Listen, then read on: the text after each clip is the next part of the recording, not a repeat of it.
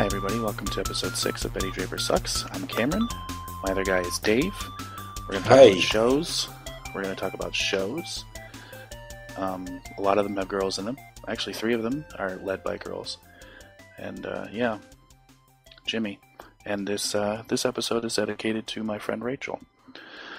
Okay, Dave, what are we going to talk about first, girls?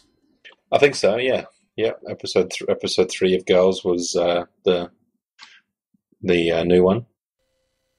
Alright, in this episode of Girls, we find out that Hannah has HPV.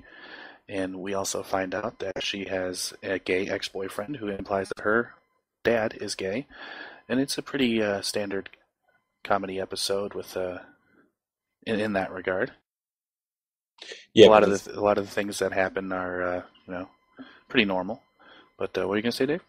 But there's also, I mean, with that sort of standard backdrop, there's a lot of the stuff that makes the show unique and that makes the show what it is sort of coded around that. It makes it, you've got really great sort of emotional depth to all these different characters, and the way that they deal with the situations presented to them is very refreshing, especially on a sort of half-hour comedy. You would expect this sort of the sort of emotional character depth that you get on this show. You'd expect it from a bigger budget sort of drama show, maybe. Well, I'm going to disagree, really, because we've been 3 episodes and there's not really too much character depth in anybody but Hannah. There's a little bit in the other characters, but that's something that hasn't come yet. But I mean, I don't think that it's lacking in there, but I think that we haven't really. I mean, we've seen things from the characters, that would lead you to think that. But as far as the depth and then the portrayal and the actual headspace of the characters, we don't actually know them that well yet. But the way the story's been told and the way they react to certain situations, I think that those things will lend to that, and there will be that kind of development that we're going to get. I mean, because what Shoshana's only had like 2 scenes, and what do we know about Jessa? She's pregnant. She wasn't pregnant. She had sex with dudes, and Marnie's in a shitty relationship, or a good relationship that she thinks is shitty because she's a fucking skank. So these are all very, very normal women who react to things in a normal way, but the way that we see it, or the way that it's portrayed on the show, is different for us because you don't really see that in actual TV. But as far as character depth so far, I don't agree. Well, maybe not in Jessa or Shoshana, but I think in Hannah definitely, obviously, because she's the lead and she's also the Hannah, yeah.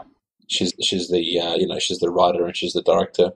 But I think we're seeing it in Marnie now with the sort of flirty personality coming out. Like I said, it's only been 3 episodes, so yeah, that stuff can come. The one thing I will say about this show is that obviously it's great. I mean, everyone most people at least that have seen it have said great things about it, and we're all excited about the rest of the season. But I'm so pissed off at all these bunny rabbit quote feminists on the internet talking about it being classist or whitewashing or all that bullshit. I'm so sick of it. I just can't. It annoys me so much. It's really frustrating that the society we live in today has to try to dictate the type of art that's shown on television to fit into some norms. And just because the show doesn't show black people or show women in a certain way, why does it have to be a certain way? Why can't the show be the way it is? It's so stupid. It's so dumb. And I think a lot of the reason is like we talked a couple episodes ago with Ben about how they are women, and people don't like upper middle class women, and the shit that they're going through is normal, and it's like first world problems all over, and I guess it makes people feel shitty or jealous, or not jealous, but or I don't even know what to say. Like I don't know. Yeah, it just really pisses me off. If you want to get angry about it, go on Tumblr and you'll see plenty of what I like to call Tumblr feminists. I don't visit hipster websites. It's pretty bad. The worst thing about it is that they can't help themselves calling something because everything's got to be, it's got to be racist, it's got to be misogynistic, it's got to be classist, it's got to be one of these things. Like almost everything, they figure out a way of making it one of those things, and I don't understand the reasoning. It just doesn't make any sense to me. Like you get the same thing with Game of Thrones because there's not a lot of black people. It's like, shut up! Why does it have to be certain black people? Like, what society do we live in today? Why do shows have to be certain things? I mean, yeah, exactly. It's so stupid, and we really shouldn't get into a tangent about it because we got a lot of stuff to talk about right now. We still haven't really talked about the episode.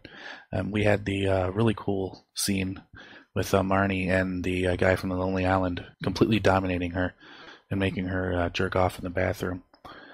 And that guy made me pretty jealous right there that he could pull that off. Yeah. I'm not really sure that would go over so well in real life, depending on the type of girl you said that to. But he's pretty good at reading the situation and reading the personality of the girl.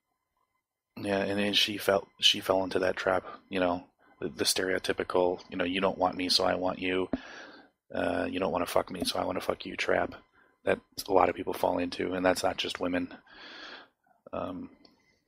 Yeah, and what else happened in this episode? You got Charlie shaving his head, and Marnie's all pissed off about it.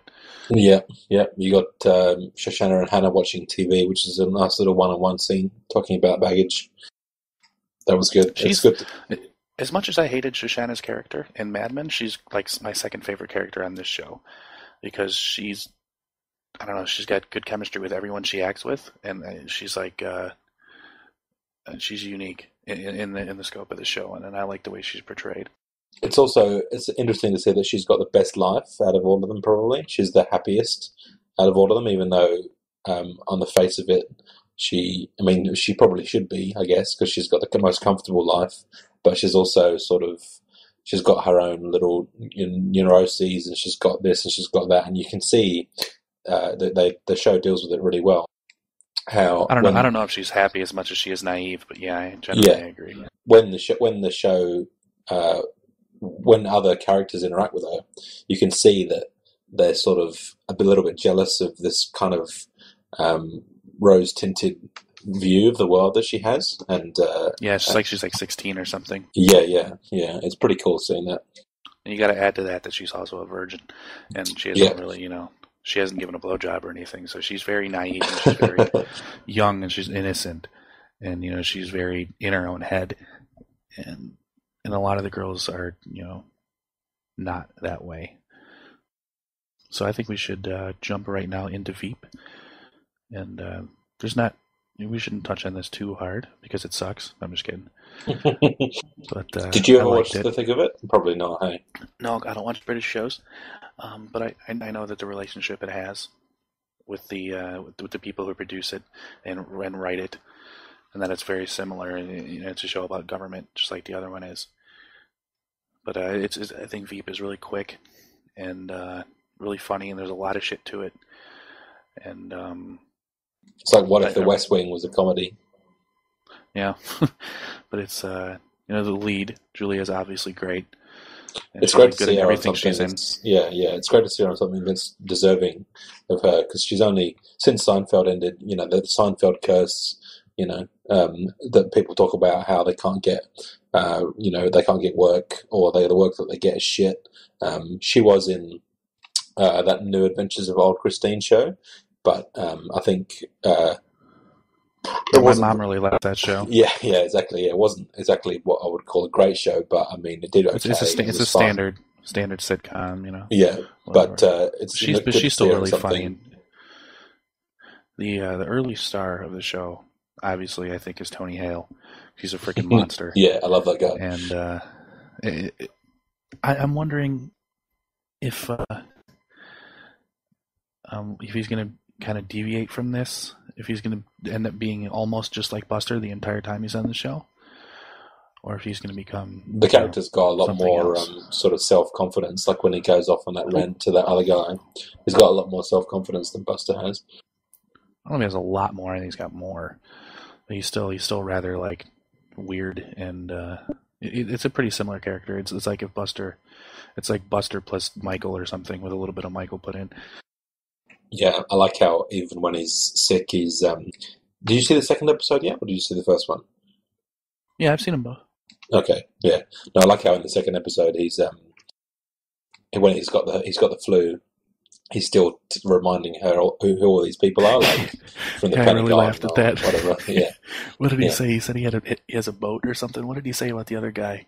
Something, but he like said it and he like almost like threw up or whatever it was. That was fucking great. Yeah, yeah. Because you see that sort of you see the face of government, the way these people behave in public. These big important government figures like the vice president. You see, kissing babies and so on, but you don't see the underbelly of it and how it's all calculated. Like they spend a few minutes in that episode just deciding what flavor of frozen yogurt she's going to order.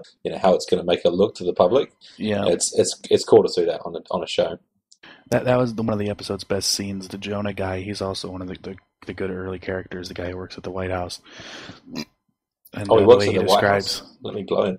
yeah, the tall guy who walks in Yeah, the no, I show know. at the White House. Yeah. Oh, God, I'm an idiot. All right. Yeah, that was like probably my favorite scene of the episode. What did he say that? What did he say that the episode? Mint's good. It's Mint refreshing. implies freshness, Yeah. trust, traditional values, and like a swirl suggests racial harmony and crossing the aisle or something. Okay, in this episode, let's talk about the plot. Selena, the main character, also the main character, is going to get the commitment to filibuster reform, and she accidentally promises him something that she didn't want to, so they got to change that. And in the whole the Clean Jobs Task Force is what she was keeping the guy on the thing for. And as soon as she gets into the whole midst of that, she finds out the president is having chest pains and is having a probable heart attack. So she's whisked off to the White House, and she's currently the president in charge. And that all falls around her if they find out that it was just heartburn. It's a great bit of acting there where the guy tells her that the president's having chest pains and her face goes through about 6 or 7 different emotional states. Like, Yeah. oh, is he? Oh, is he? Oh, yeah, is he? Oh, that's a shame. The same thing when he came up to her and told her that he was having chest pain, and she's like has a happy look on her face, and she's trying to be like, oh, that's terrible. Yeah. But I'm looking forward to the rest of the season. It's a show which I think has got good potential for great laughs. Yeah, I really enjoyed both episodes, yeah, like you said, I'm looking forward to the rest of the season, and it already got picked up for season 2, just like Girls. So we get at least 2 seasons out of these 2 promising new shows. I think another thing that we can look forward to for the rest of the season is the running plot of the new guy kind of working his way in, and that'll be a sort of interesting bit of character stuff as well as the comedy. Yeah, he's got some evil plans for that place. Okay, we had the newest episode of Parks and Recreation this week entitled The Debate. It happened about a week ago, but since Dave's an asshole, we didn't actually get to record it on Monday. Yeah, I'm sorry that I have a job. So the new episode will be coming on in about 19 hours. But whatever. You guys can go fuck yourself, and you'll hear about it next week. But this week we had the big episode when Leslie finally gets to attack. Written and directed by Amy Poehler, by the way. There you go.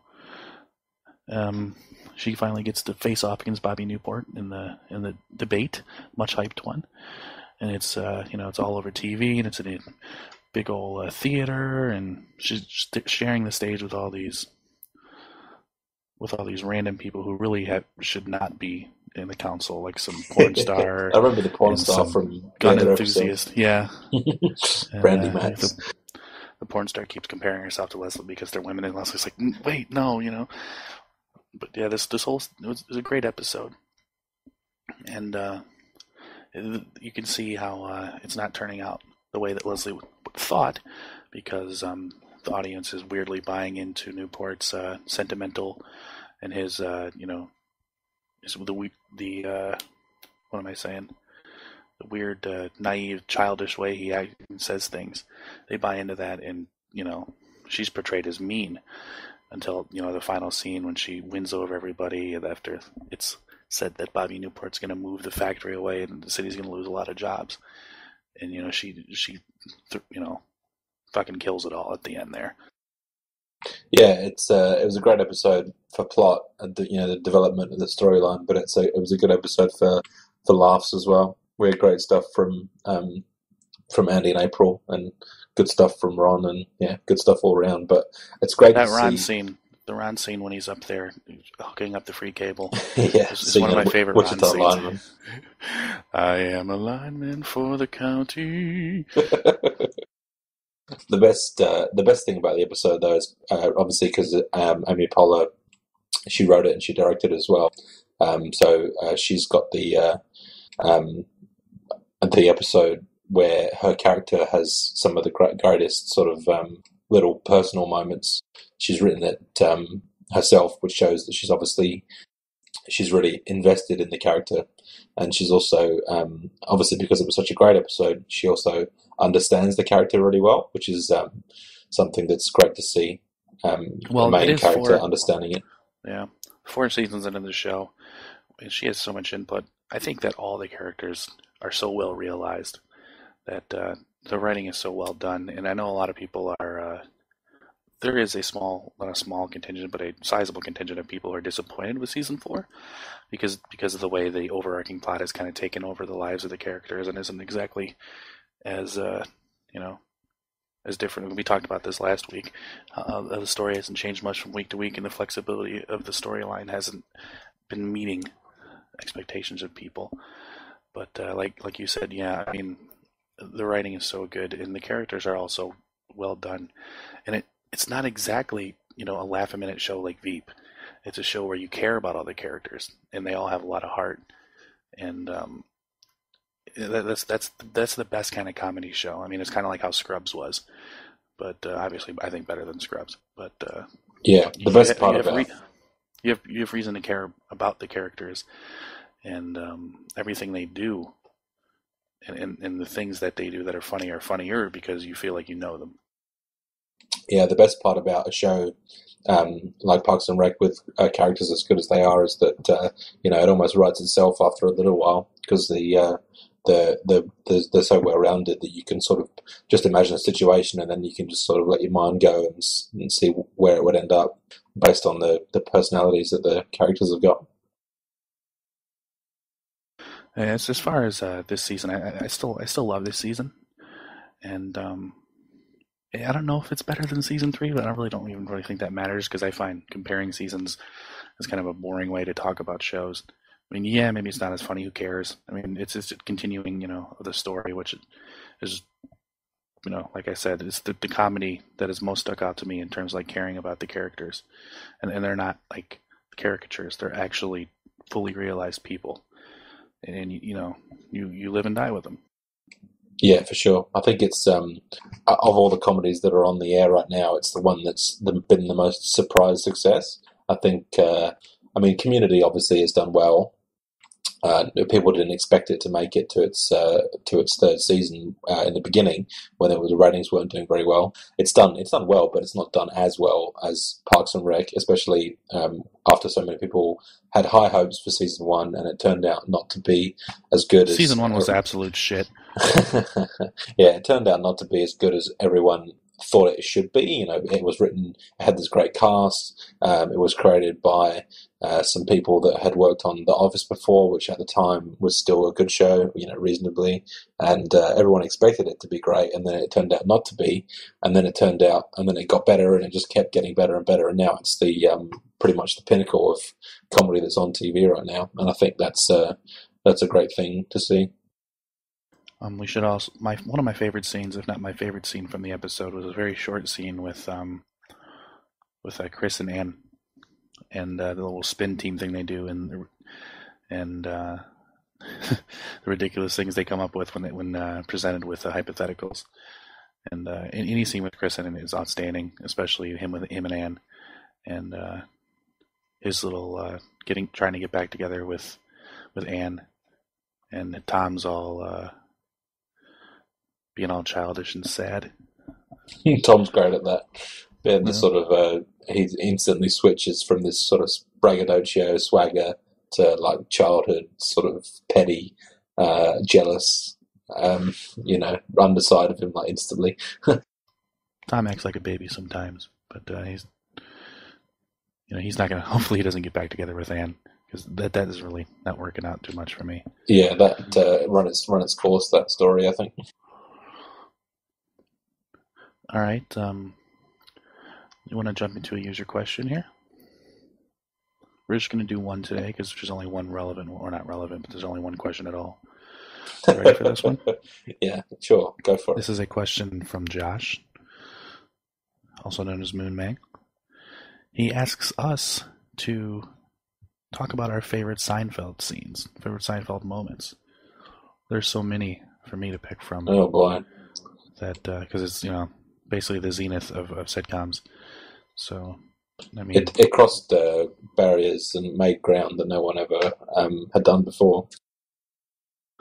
So, what do you think, if you want to pick a quick three, since we got a little bit of time, pick a quick three of your favorite Seinfeld scenes or moments or concepts or whatever that come to the top of your head.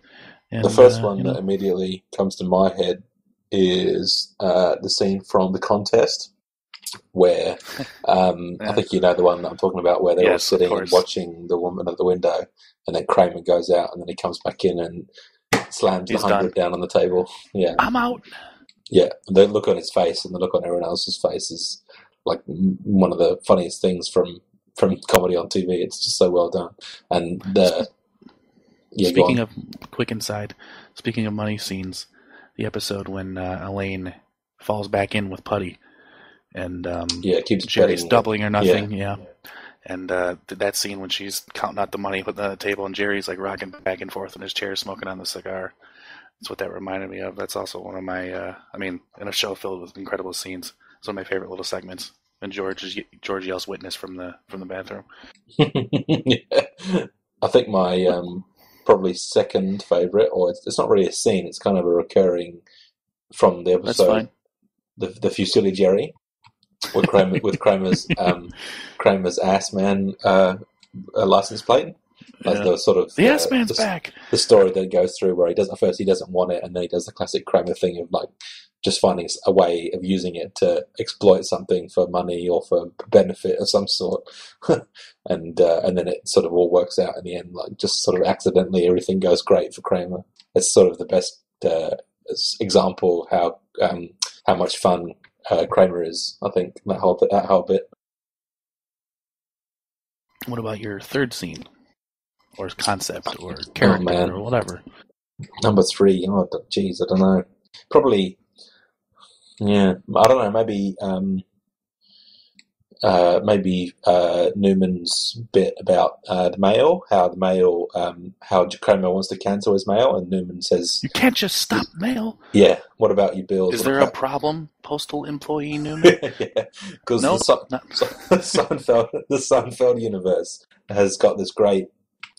Newman's is wacko that it's just sort of on the edge and everyone thinks he's a weirdo, but the universe of the United States Postal Service in Seinfeld is like this sort of really evil giant organization that's got a massive amount of power and is really cruel to its employees. like Wilfred Brimley playing the Postmaster General.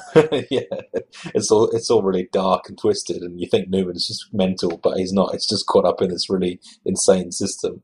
It's like a bit like the library system from Parks and Rec. Like libraries. The library system is also evil in Seinfeld too. If you remember, I don't remember that. Yeah, remember when the really crooked.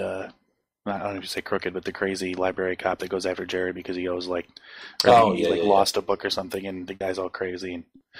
And another way of Seinfeld, like really over exaggerating things in the characters in the world, like what the fuck, As for my favorite 3 scenes, moments, characters, whatever in Seinfeld, it's so tough for me. My favorite is probably when the phone call that Jerry gets from George's dad, where he's like, what does he say? He's like, Jerry, this is George Costanza, or what's his dad's name? This is Frank Costanza, George's dad, call me back.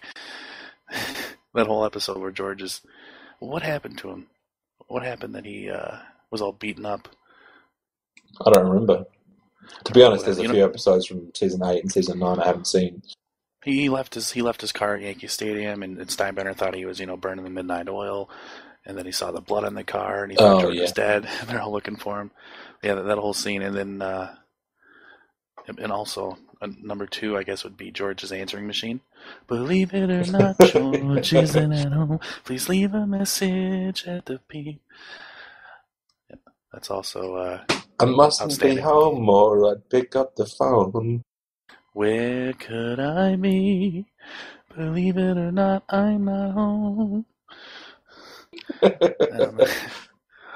There's so many good ones. God. And number 3, I'm gonna have to think about that for a minute.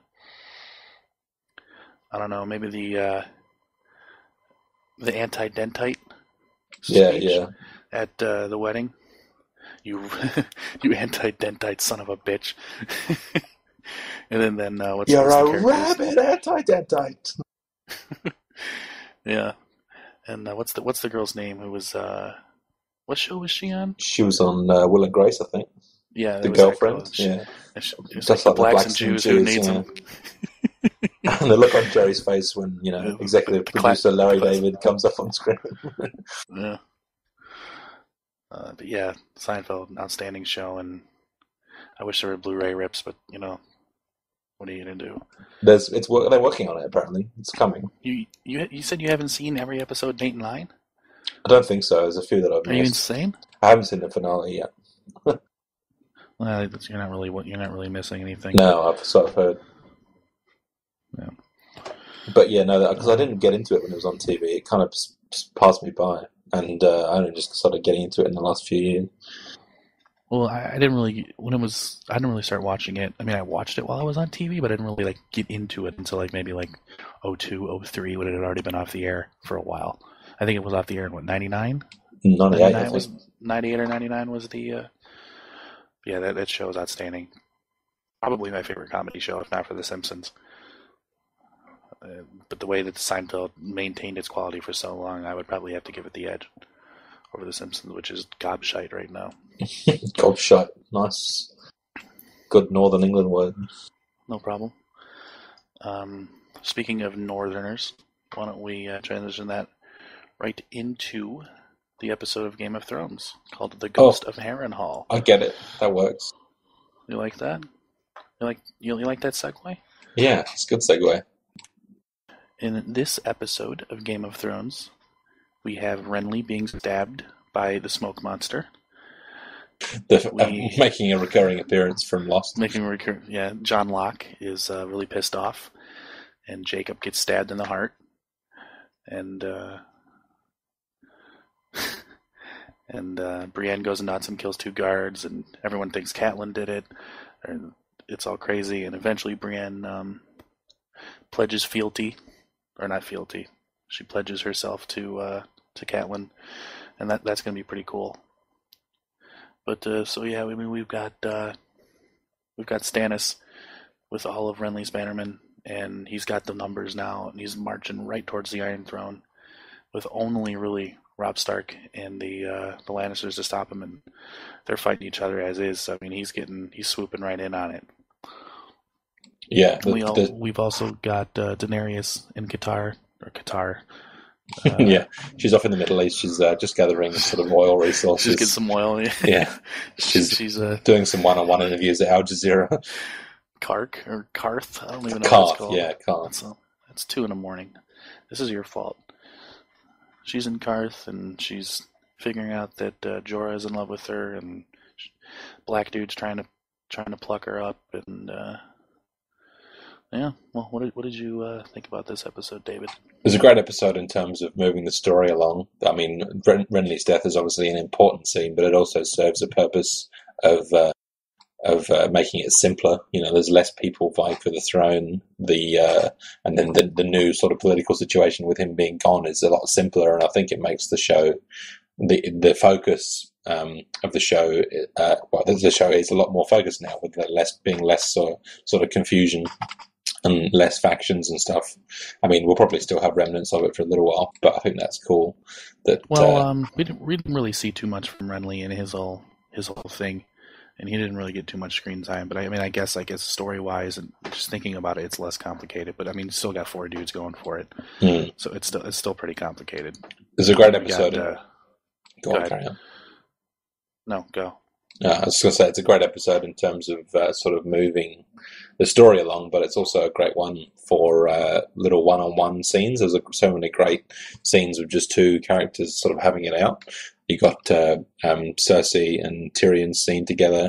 You've got Arya and what's his name? That guy, Jaqen H'ghar, is that how it's pronounced? The guy who she saved and is now going to kill people for her. Yeah, I have no idea who that is. I mean, I know who it is. I just don't know his name. The show does. It's HBO. They don't tell you the characters' names. And Daenerys and Jorah and Catelyn and Brienne. There's just so many great little sort of personal one-on-one scenes. It's kind of brought the scope, even though there was a scene in almost every setting of the show. It kind of the scope was brought a lot down to a lot more personal one-on-one level, and I thought it was a refreshing change, but it was also really enjoyable. I thought that the last episode we had more of those types of scenes. I thought that this episode was kind of jumpy, and the pace was a little odd. It did more than the last episode as regards to pushing the universe forward. And you've got Renly dying, like you said, and then that changes a lot of things. And Jimmy. One of the scenes in the episode which I thought was interesting was Marjorie, I don't know how the fuck you say her name, her and Littlefinger, and he asks her, do you want to be a queen? And she's like, no, I want to be the queen. And that makes him pretty happy, and a little smirk on his face. She's open to new ideas, and as far as where that goes, we're gonna see. And what are you doing right now? I got no idea where that's going to end up, but it should be pretty cool. Also, another one-on-one scene that was great was was a kind of one-on-one. There were other people there, but the scene between Tywin Lannister and Arya was a great scene because it kind of shows Tywin's brutal sort of military advisor situation. He's kind of desperate, but he's also still got that kind of cold-hearted edge that sort of trickled down through the Lannister family in all different ways. And then there's that sort of stare between him and Arya when she says that anyone can be killed. It's a good little moment there. Well, he's also one of the smartest ones going for the throne. Or no, he's not going for the throne, but he's involved in it because he knows that she's a Northerner, and he knew that she was a girl. So he's already got her kind of figured out, but luckily Arya's quick enough on her feet to to not let him know that she's basically royalty, not royalty, but she's noble. Important. She's noble, highborn, highborn, whatever you want to call it. But she's quick enough on her feet to avoid that, and she'd have been dead 3 times over if she was a different person by now. An important scene in this episode between Jorah and Daenerys regarding what she's going to do, because the whatever the black guy's name is offers to marry her, give her a bunch of riches and shit so that she can claim what she believes is her right in the Iron Throne. And Jorah disagrees and says that to go about it her own way, by herself, and that he will get a ship for her. And she acquiesces to his plan, and she's not going to be getting any Black Hawk anytime soon. Obviously, because neither of us are book readers, we don't know where it's going to go. But I think we can see Daenerys coming back to Westeros pretty soon and getting a lot more involved. I don't know if that'll happen in this season. Probably not, but it's definitely progressing along. Yeah, well, it progressed in the last episode. Because in the season, the entire season before that, she was chilling in the desert. Yeah. We've also, in this episode, we've got Tyrion realizing that people blame him for the horrors of the city when he got called a demon monkey by this crazy street guy, and Bronn thought it was funny. I love that guy. He's great. Did this happen in this episode? Or was that in the last episode? No, that was this one. No. I'm talking about the alchemist thing. Yeah, when yeah, he yeah. finds out that happened in this episode. About the wildfire, you mean? The wildfire, Yeah. and the fact that he's taking that over now. He's going to use that for himself. He's not making it for Cersei. Yeah, he's making it for him now. Yeah, he's got weird plans. Don't know what they are, but they're not going to be what we think they are. Well, he's leverage is what he's got. Yeah, I think that the endgame situation for Tyrion is not one that any of us really understand yet. Like what his perfect sort of ideal outcome for the whole thing is, because obviously he's not happy about Joffrey being king, but he's also wouldn't be happy if Stannis became king and went through and executed everybody either. So I think he's kind of he's doing all this plotting and scheming, but which is the same thing as he pointed out, yeah. It's becoming something that he's doing it, and then he's thinking, oh, "Fuck, what do I do once this is all done?" Yeah, just like Robb Stark, who has no idea what to do once he kills Joffrey. Also, before we switch over to Mad Men, I wanted to mention that Theon seems to be targeting Winterfell directly, which is interesting, and I don't know where that's going to go. Yeah, we're going to see some interesting scenes between Theon and the other Starks after all the time he spent there with them. At the Codfish Ball, the 7th episode of Season 5 of Mad Men. Dave, thoughts? Yeah, I loved it. It was another great episode in what's been a stellar season for the show. I think my favourite part of the episode was Megan's parents.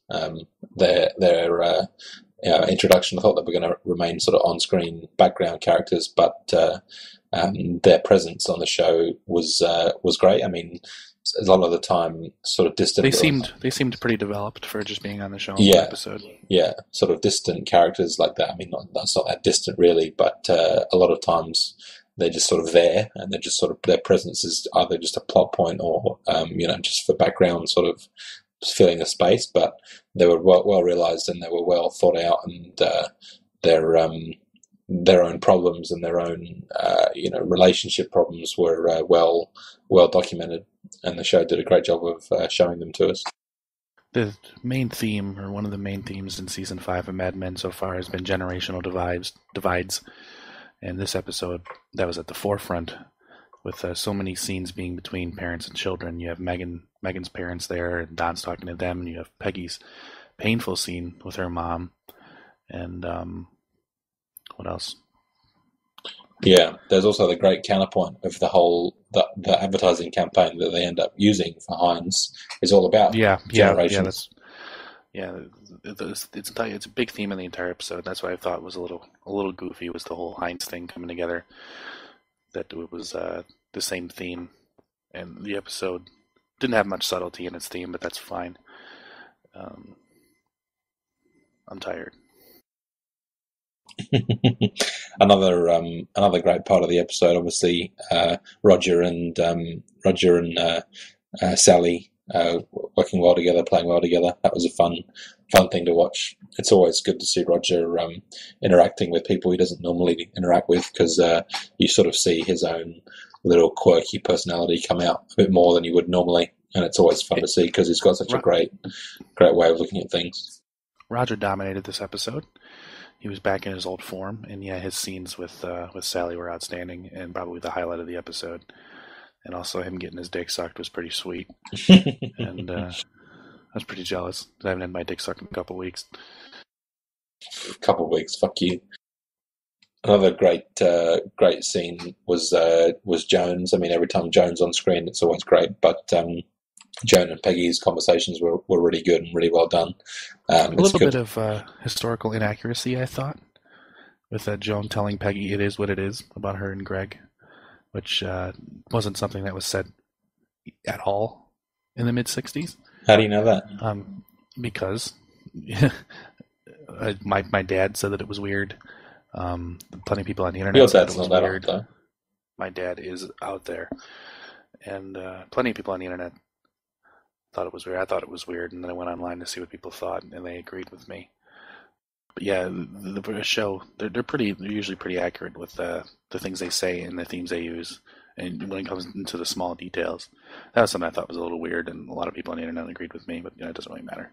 Just add something a little. Go ahead and talk about Peggy and Joan. But yeah, Peggy. Every time Peggy and Joan have a scene together, I always love it because their relationship has changed so much over the seasons. Since episode one, when Peggy was the new girl and Joan was putting her in a place, it sort of started the whole mentor-mentee relationship, and it's kind of continued, even though Peggy is now kind of technically, superior to Joan at the company. That sort of personal relationship between the two of them hasn't changed.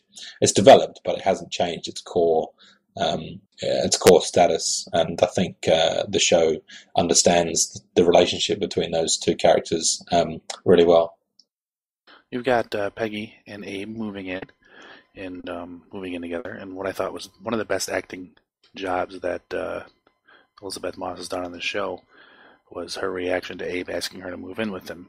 And she was slightly, she was disappointed that she wasn't getting proposed to, but she was also happy that he wasn't breaking up with her, that he wanted to move in, and that was a big thing. And of course, men and women living together, not being married back in the 60s was a big deal, and it's still a big deal to some people, but obviously it happens a lot more.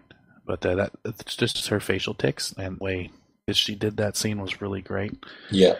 And at first, it didn't even cross my mind that moving in together was seen as a bad thing, because obviously I know that, but I kind of forgot about it. And then when Peggy's mum went off about it, and then I sort of skipped back to that scene at the restaurant, and I saw it on Peggy's face.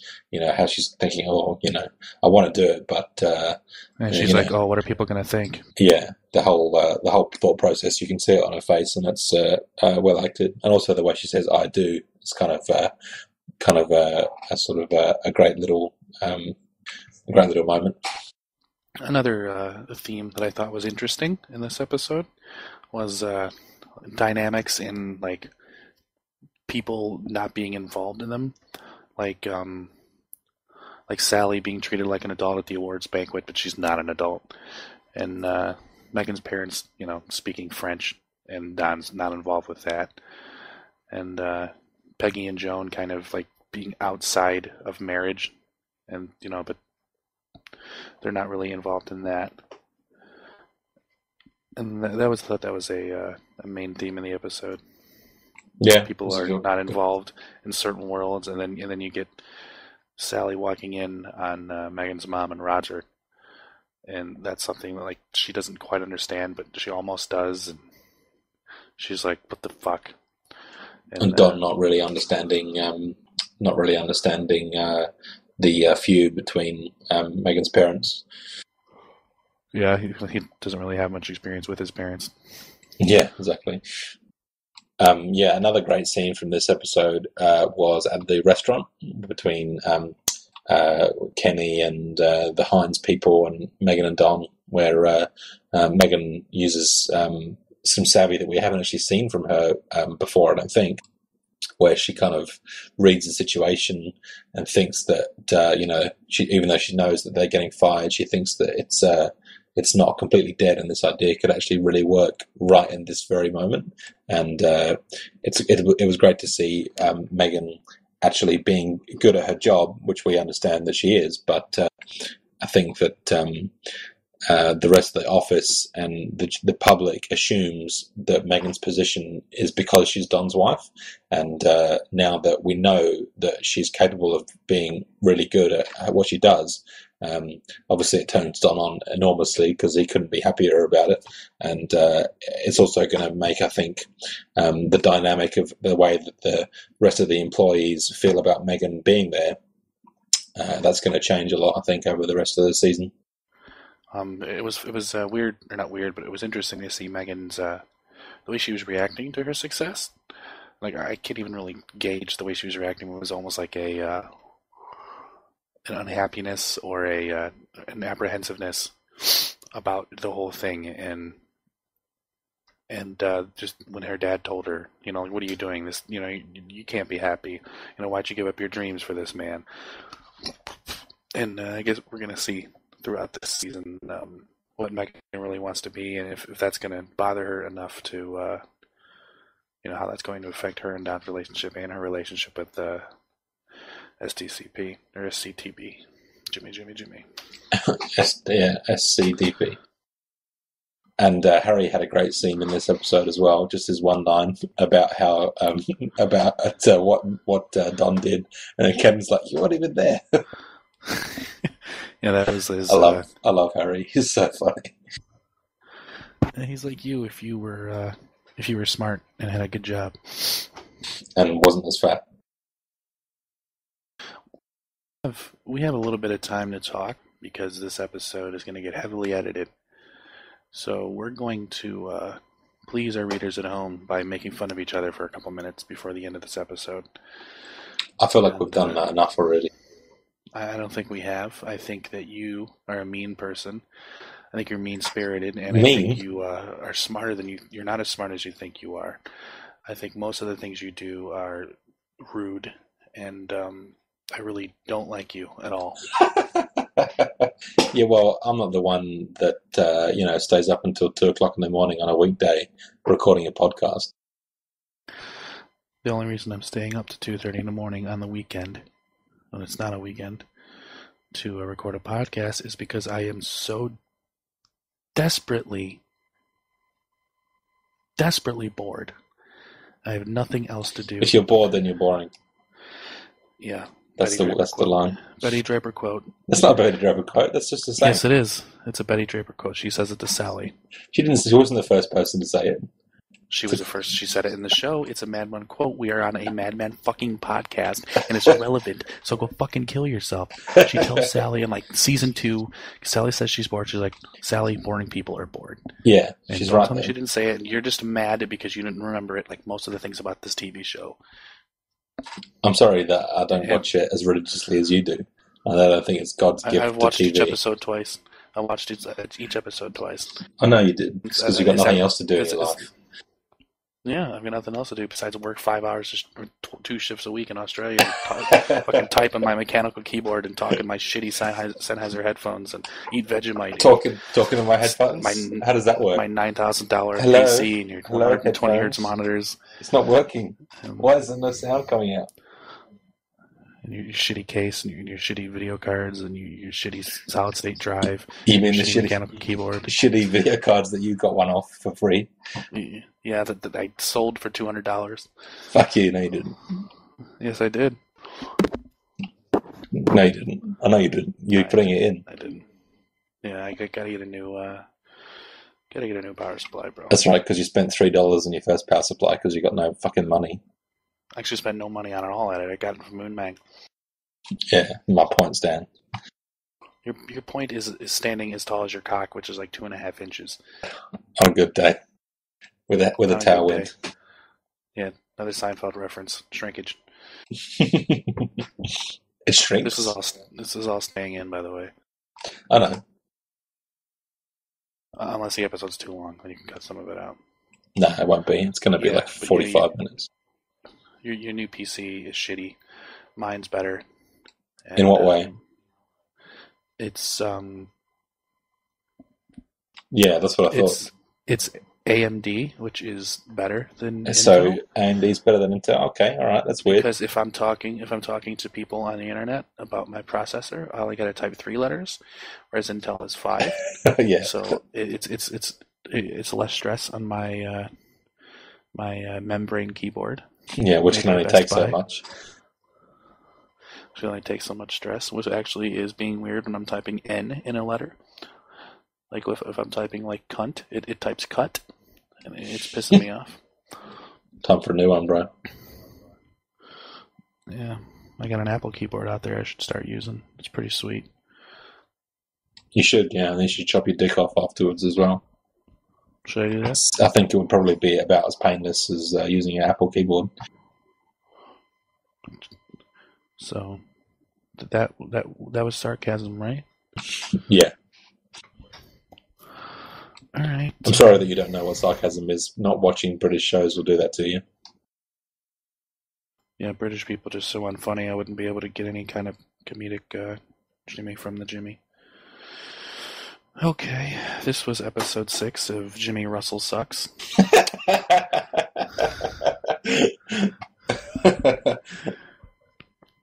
Please enjoy our hastily made and foolishly produced theme song made by John Choi. He is a mere acquaintance of mine, and I do not consider him a friend. Good night, all. Good night.